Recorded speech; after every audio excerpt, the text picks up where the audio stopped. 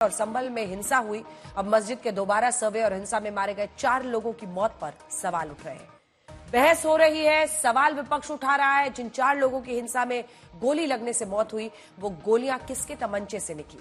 हालांकि पुलिस बार बार कह रही है कि किसी ने देसी तमंचे से गोलियां चलाई और सटाकर गोली मारी गई है, लेकिन समाजवादी पार्टी और इंडिया गठबंधन के नेता पुलिस की इस थ्योरी को मानने के लिए कतई तैयार नहीं।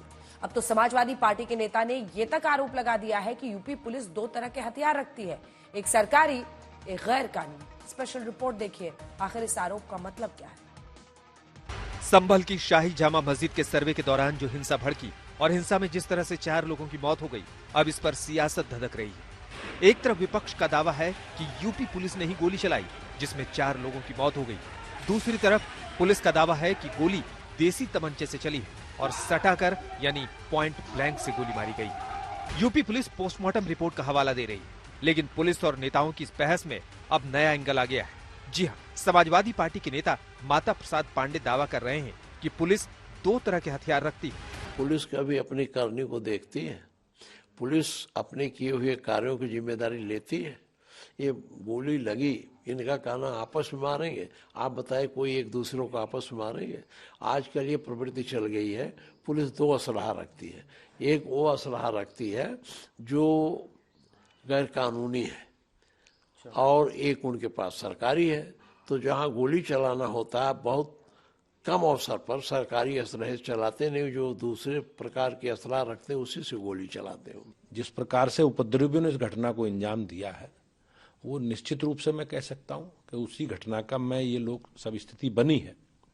और पोस्टमार्टम रिपोर्ट में भी जिस प्रकार के जिन असलों का इस्तेमाल किया गया, सामान्यतः पुलिस वो नहीं रखती अपने पास।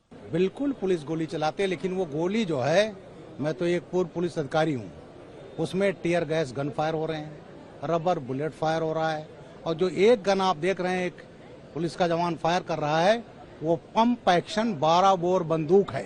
कश्मीर में भी इस्तेमाल हुआ, उसमें 6 नंबर के छर्रे इस्तेमाल होते हैं कि राइफल की गोली ना हो, मर सके। ये स्किन डीप इंजरी तो आ सकती है, उसको कोई मर नहीं सकता। तो जो फायरिंग हाईलाइट कर रहे हैं वो राइफल की फायरिंग नहीं है, वो नॉन लीथल वेपन की है। अब सवाल यही है कि संभल में मस्जिद के सर्वे के दौरान ऐसा क्या हुआ कि इतनी भयंकर हिंसा भड़क गई। और सवाल ये भी है, संभल में जिन 4 लोगों की मौत हुई, उन्हें गोली किसने मारी। हालांकि पुलिस अपने दावे पर अड़ी गई। उनके द्वारा ये कहना है कि पुलिस के हाथ में देसी कट्टे थे जबकि ये भ्रामक ही नहीं है। हम लोगों के पास अपनी टीएसएम, टीयर स्मोक म्यूनिशन बिल्कुल थे, पंप एक्शन गन थी हमारे पास जो एसआरपी के जो आरआरएफ है उनके जो असले हैं, उनके जो असले होते हैं वो थे। लेकिन जो इनकी तरह बताया हो कि देसी कट्टे थे, हम पुलिस, एक यूपी पुलिस बहुत ही प्रोफेशनल फोर्स है। जब ये पता चल गया, ये प्रूफ हो गया ऑलमोस्ट कि जो लोग जिनकी डेथ हुई है वो 315 बोर या इस अन्य प्रकार के एमएम के बोर के या बुलेट से हुई है, तब ये बता रहे हैं कि पुलिस वालों के पास कट्टे आ गए हैं। मतलब किसी भी तरीके से कि पुलिस को उसका पार्ट बनाया जाए कंस्पिरेसी का, उसके लिए भरपूर प्रयास इनके द्वारा किए गए हैं। लेकिन विपक्ष यूपी पुलिस की देसी तमंचे वाली थ्योरी पर बिल्कुल भी यकीन करने को तैयार नहीं। कांग्रेस सांसद इमरान मसूद ने तो सीधे यूपी पुलिस को कटघरे में खड़ा कर दिया है। पुलिस के गोली चलाते फुटेज आ गए, लोगों के छाती पे और सीने पर गोली लगी हुई है, वीडियो इस तरह के सारे सोशल मीडिया में सर्कुलेट हो रहे हैं। तो ये बहुत दुखद है। जो चीजें दिखाई दे रही हैं उन पर प्रत्यक्ष को प्रमाण की जरूरत नहीं हो, तो सब कुछ दिखाई दे रहा है। एक पुलिस के प्रोटेक्शन में लोग जा रहे हैं, नारेबाजी कर रहे हैं, उसके बाद दूसरी तरफ से उसका जवाब आ रहा है, और जैसे ही झगड़ा शुरू होता है, एक को इधर कर करके कोने में और पुलिस सीधे गोली मारने का काम कर रही है। तो आप बताओ, इसके अंदर सीधे सीधे पुलिस की, ये पूरा इसके अंदर पुलिस इन्वॉल्व है इसके अंदर। देखिए, सांसद वहां मौजूद नहीं थे, विधायक के बेटे थे नहीं थे, उनके बारे में मुझे जानकारी नहीं, जो उनसे बात नहीं हुई। सांसद वहां मौजूद नहीं था, तो आप उनके खिलाफ तो कार्रवाई कर रहे हो। जो गोली मार रहे हैं उनको बताएं ना कि वो जो गोली इस तरह से मार रहे हैं, जिन्होंने सीने पर गोली और माथे पर गोली मारी है, उनको बताएं ना कौन है वो जिनको इस तरह गोली मारते हुए। क्यों लगा रहे थे नारे भाई, और कहां से लोग आ गए? मुझे तो लगता है ये पुलिस वाली थी क्या, जो सिविल ड्रेस के अंदर आकर के नारे लगा रहे थे। चूंकि झगड़ा वहां हिंदू मुसलमान का तो है नहीं, वहां तो झगड़ा पुलिस बना मुसलमान हो रहा है। संभल की हिंसा पर आज तक को एफआईआर की कॉपी मिली है, जिसमें कई गंभीर आरोप सामने आए हैं। एफआईआर में आरोप दर्ज है कि किस तरह सांसद जियाउर रहमान बर्क और स्थानीय विधायक के बेटे सुहेल इकबाल ने लोगों को भड़काया। आरोप ये भी कि पुलिस वालों को जान से मारने की नीयत से हमला किया गया। एफआईआर में सांसद बर्क को आरोपी नंबर 1 और सुहेल इकबाल को आरोपी नंबर 2 लिखा गया है। लेकिन पुलिस ने जो केस बनाया है उसे दिल्ली से लखनऊ तक कोई मानने को तैयार नहीं। अगर मारना था तो उसमें मस्जिद के बचाव में या मस्जिद में जो देखने गए थे वही मारते। अगर ये लड़ाई थी तो पहले नहीं मारते।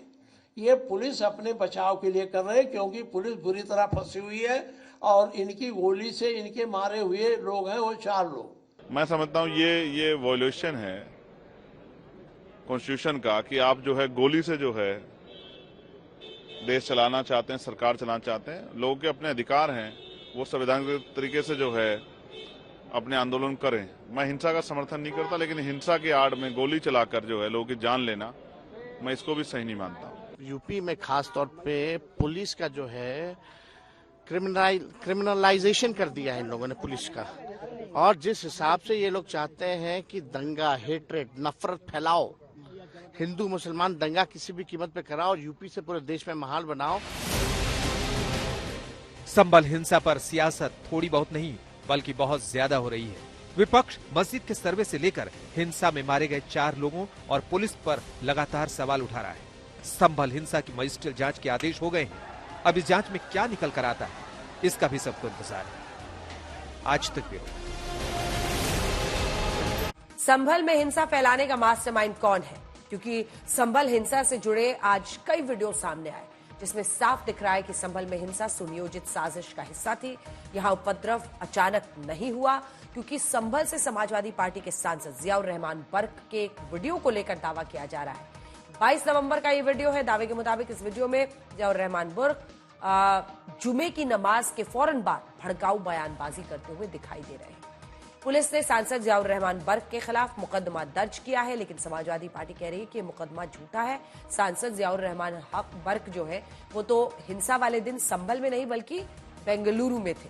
लेकिन पुलिस भी यही बता रही है कि 24 तारीख को हिंसा हुई, लेकिन 22 तारीख को सांसद साहब ने वहां लोगों को भड़काया था जुमे की नमाज के बाद। सच क्या है देखिए। यूपी में संभल हिंसा को लेकर अब चौंकाने वाले खुलासे हो रहे हैं।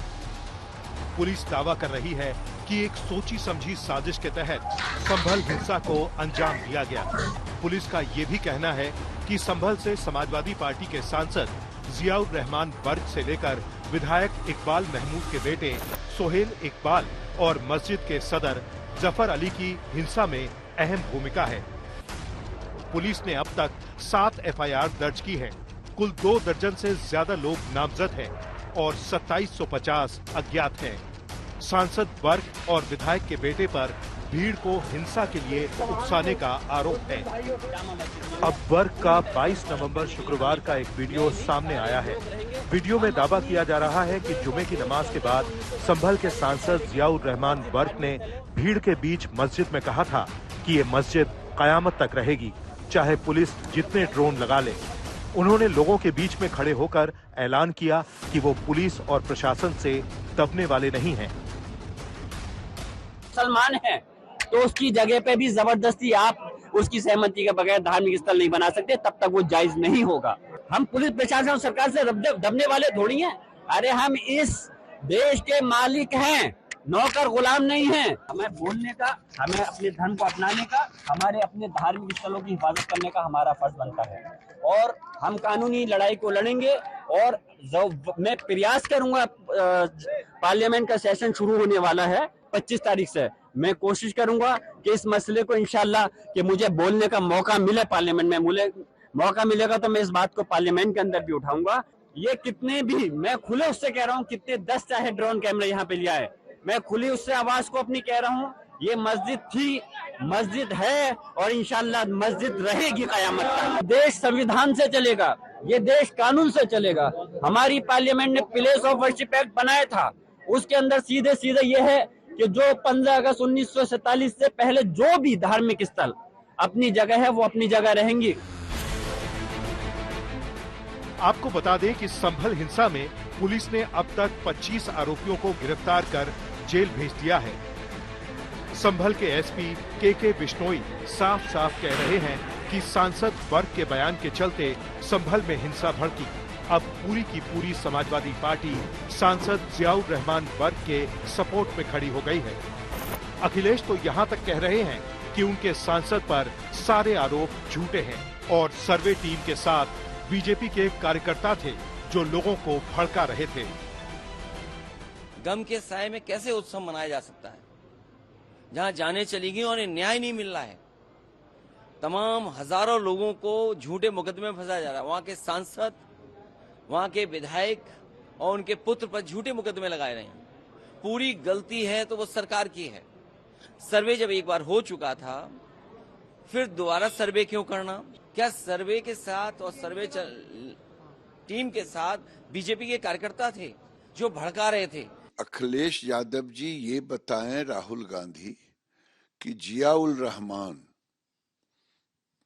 पर केस क्यों नहीं हो, जो दंगा भड़काए, जो फोन से वहां से निर्देशन दे।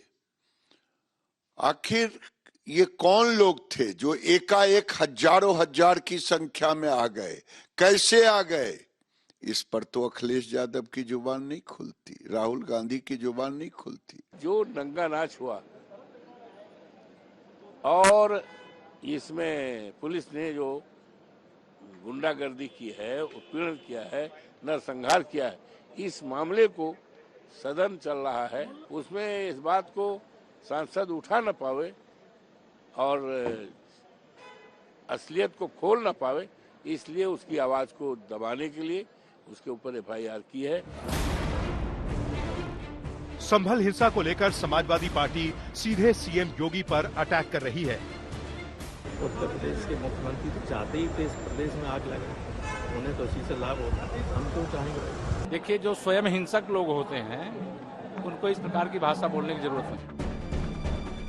सिर्फ समाजवादी पार्टी ही नहीं बल्कि इंडिया गठबंधन के बाकी नेता भी संभल की जामा मस्जिद में सर्वे को गलत ठहरा रहे हैं। देश का कानून है कि जो अयोध्या को छोड़कर 1947 में जो पूजा स्थल जो था वो कायम रहेगा। फिर सर्वे किस बात का हो रहा है? अगर उनको पत्थर मारने थे तो अपनी कमेटी को पत्थर मारते, उनको पत्थर मारने थे तो अपने नेताओं को पत्थर मारते। उन्होंने क्यों कोर्ट का रास्ता दिया? तो जिन्होंने पत्थर मारे और जिन्होंने पत्थर मरवाए, इसका मतलब है वह सब देश की मानवता के, शांति के, इस्लाम की सलामती के घोर दुश्मन। जिस तरह ये हमारे जो ये अभी जो चुनाव जो अभी पूरे हुए हैं और जिस तरह की घटनाएं देखने को इन चुनावों में भी मिली है और जो संभल वाली घटना भी है, कहीं ना कहीं ये भाजपा भारतीय जनता पार्टी वाले लोग नहीं चाहते हैं कि अब देश संविधान से चले। संभल हिंसा पर राजनीति इस कदर गर्म है कि अब लोकसभा में नेता विपक्ष राहुल गांधी और समाजवादी पार्टी के अध्यक्ष अखिलेश यादव संभल जाना चाहते हैं। विपक्ष न जाए वहां पर जो लोग परेशानी और तकलीफ में हैं उनकी बात न सुन पाए, इसलिए इंटरनेट बंद है, वहां पर कोई जा नहीं सकता है। हमारे दो लीडर ऑपोजिशन हैं, दोनों हाउस के, दोनों जाना चाहते हैं आज, लेकिन दोनों को जाने की परमिशन नहीं दे रहे हैं। अगर हम भी यहाँ से चल दें, मान लीजिए अभी गेट बंद कर देंगे हमारे, तो ये भारतीय जनता पार्टी के वो लोग हैं जो मन विधान से चलना चाहते हैं, संविधान से नहीं। देखिए, हमने कहा कि निष्पक्ष कार्रवाई होगी, जो भी दोषी होगा उसके खिलाफ कार्रवाई होगी और सभी को न्याय मिलेगा, जो भी पीड़ित है उनको न्याय मिलेगा। संभल में हिंसा भले ही शांत हो गई हो, लेकिन अब सियासत शांत होने का नाम नहीं ले रही है। आज तक ब्यूरो।